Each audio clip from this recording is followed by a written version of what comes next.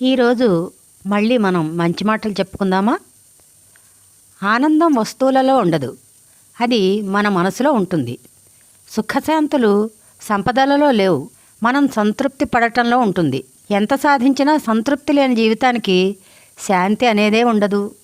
విన్నారుగా? మరో మంచి మాట చెప్పుకుందామా? అవసరం లేని వారి గురించి ఆలోచించి ప్రయోజనం లేదు. వాళ్ళు బంధువులైనా స్నేహితులైనా ఎవరైనా సరే, మన విలువ తెలియని వాళ్లతో ఏం మాట్లాడినా, వాళ్లకు ఏం చేసినా మన విలువ తెలియదు. ఇది నిజమండి. అందుకనే మననిగా గౌరవించే వాళ్ళ యొక్క బంధాన్ని నిలుపుకోవాల్సిమండి. మరో మంచి మాటలతో కూడిన పాటని గుర్తు చేసుకుందామా?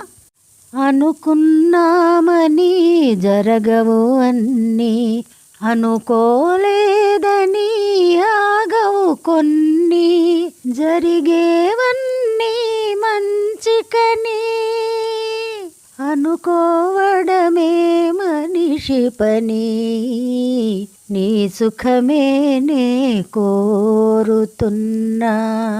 ఎదుటివారి సుఖాన్ని కోరినప్పుడు ఇలా ఆలోచించడమే కరెక్ట్ కదండి.